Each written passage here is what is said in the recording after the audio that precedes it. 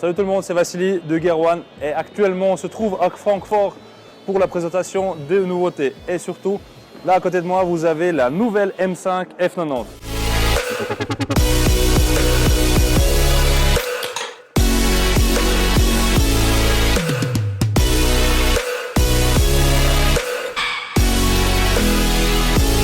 Je roule moi-même une M5, oui c'est une 60 mais pour l'instant elle me convient très bien.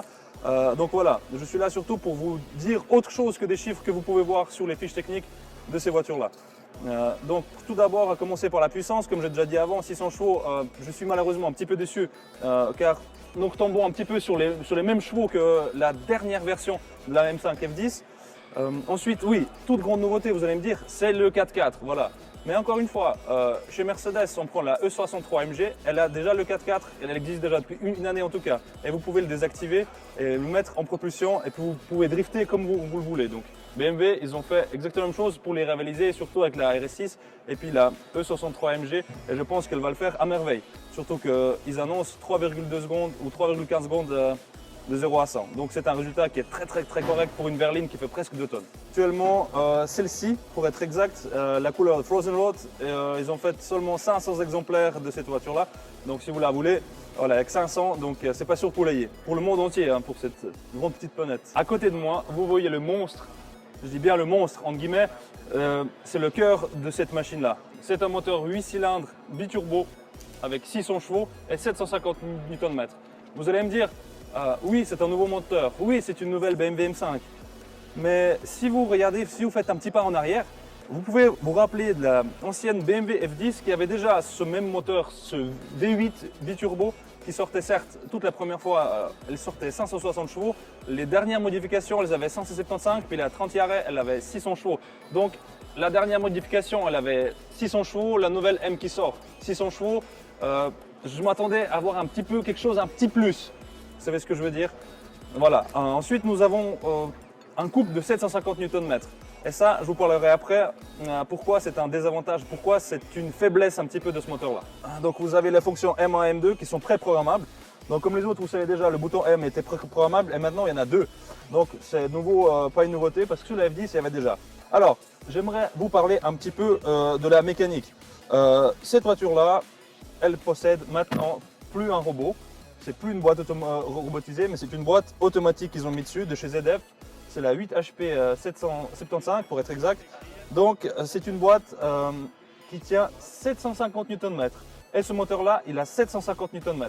Donc encore une fois, je trouve que c'est pas une exclusivité parce que dans la BMW série 5 550, il y a exactement la même boîte. Et puis, elle a quasiment le même moteur. Donc vous pouvez juste acheter une 550 qui est 2 fois moins cher quasiment, et puis faire un petit stage 1, un petit stage 2, et puis arriver à 650, à 700 chevaux peut-être. Et je veux dire, vous n'avez pas besoin d'une M5. Vous pourrez avoir cette puissance-là dans une 550, et c'est des voitures qui peuvent se rivaliser. Même la 550, elle pourrait être devant. Par exemple, si on fait un pas en arrière, on regarde la E60. Oui, vous avez la 550, E60, et puis la E60 M5. La M5, elle sera de toute façon devant, même si vous ne mettez pas le mode M. Donc ça, je trouve que c'est quand même quelque chose, je ne sais pas où on va exactement. Donc, si je retourne un petit peu, si je fais un peu en arrière pour la boîte de vitesse, elle va tenir 750 Nm de couple, et le moteur, il a un couple de 750 Nm. Donc, les fans du tuning, les fans de la préparation, ils seront un petit peu déçus de la puissance comment dire, du couple maximal qu'elle tient cette boîte. Elle serait un petit peu la question de de l'efficacité de la boîte, elle sera ouverte en fait en gros. L'Audi, par exemple, l'Audi RS6, elle possède la 8HP 90. Donc elle tient 900 Nm de couple et puis à ma connaissance les gens ils ont fait de la préparation, elle tient 1000, 1100, 1200 même Nm de couple sans problème. Donc à voir avec cette boîte là si c'est pareil.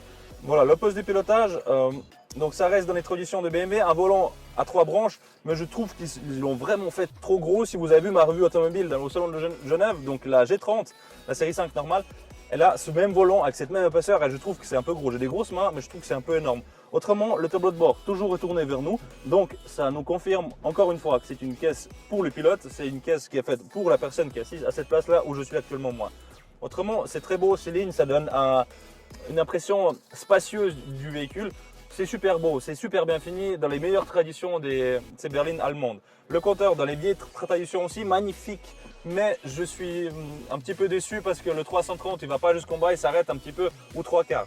Et puis le contour il commence à peu près à 1/4 aussi. Donc c'est un design qui est un petit peu peut-être la température d'huile elle est toute petite et ici à droite pour une M je trouve qu'ils auraient pu faire quelque chose d'un peu plus gros, un peu plus intuitif. Vous avez un nouveau shifter de la boîte qui à mon avis voilà il est assez confortable sans plus. Franchement je suis pas habitué à ce design là, je suis habitué à quelque chose de plus petit. Non arrêtez, vous rigolez pas, j'ai dit ça par rapport au pommeau de vitesse, ok.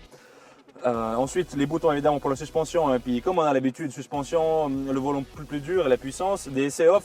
Et puis, évidemment, un écran qui est là. Mais malheureusement, il ne se range pas. Donc, c'est un truc que je reproche aussi aux marques actuellement c'est que l'écran ne peut pas se ranger. Donc, on a toujours cette tablette qui est là devant. Oui, on peut l'éteindre. Mais j'aurais bien voulu que ça devienne une bestiale caisse du circuit. Et puis, l'écran, il se cache en bas. Et puis, qu'on n'ait rien du tout.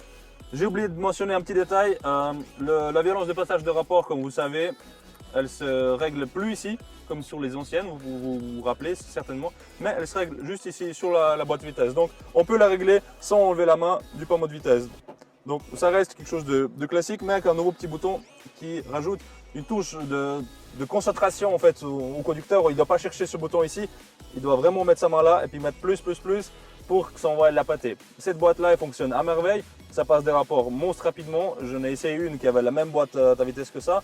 Mais c'est pas une boîte à vitesse sportive, à caractère sportif, malheureusement. Le multimédia, évidemment, la M5, elle a hérité de la série 7, donc quelque chose de tout nouveau. Ça reste très bien fait. Donc vous pouvez voir mon petit doigt, je suis en train d'augmenter le volume ou bien le diminuer. Vous avez deux capteurs ici qui captent votre doigt et vous pouvez augmenter le son grâce à ça. Donc c'est quand même très pratique, même les caméras qui sont entre guillemets vue satellite, qui sont au-dessus de la voiture et puis là vous pouvez juste faire comme ça pour défiler les angles de la vue de la voiture pour voir si vous êtes bien parqué et s'il n'y a pas un petit chien qui arrive sur votre roue arrière gauche en train d'uriner là-dessus. Vous pouvez voir les sièges qui sont perforés, donc c'est une prononciation qui est super bien faite à mon avis. C'est quelque chose qui manquait sur les BMW précédentes, un maintien qui est parfait. Je me suis posé dedans, c'est super bien prononcé, l'assise elle est plate, il n'y a pas de nervure, il n'y a rien du tout, donc c'est assez cool. Au niveau du maintien, on a vraiment l'impression que c'est un coussin. Donc je vais me poser juste dedans, à l'intérieur.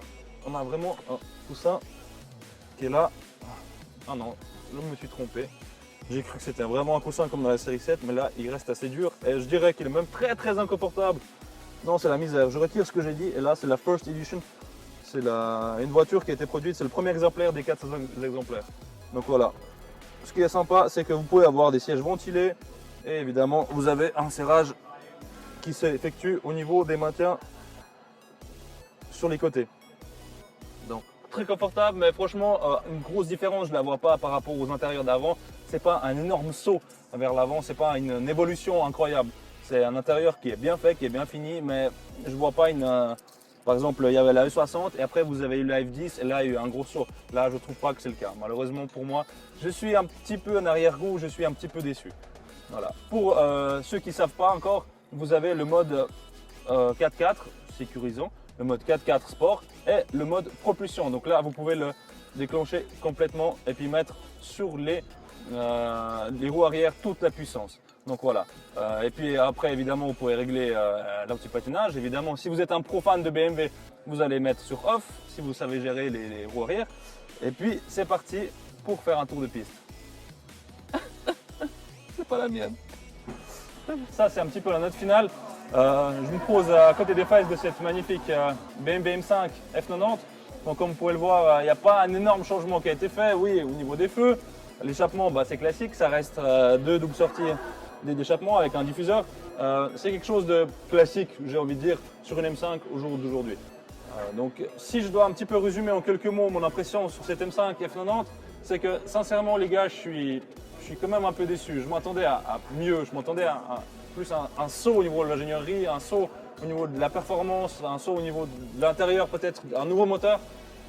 Mais malheureusement, je suis un petit peu déçu. J'ai un arrière-goût un petit peu amer de cette voiture-là. Certes, si je vais l'essayer, je vais changer peut-être mon avis. Mais comme ça, en regardant un petit peu en gros, j'ai un petit peu cette sensation-là. Alors j'espère qu'elle vous a plu quand même.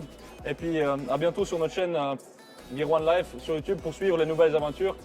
Et puis évidemment abonnez-vous sur notre Instagram et notre Facebook pour suivre nos aventures avec Edgar ou bien les test drive de Jean des caisses. Allez, à bientôt, c'était la Live.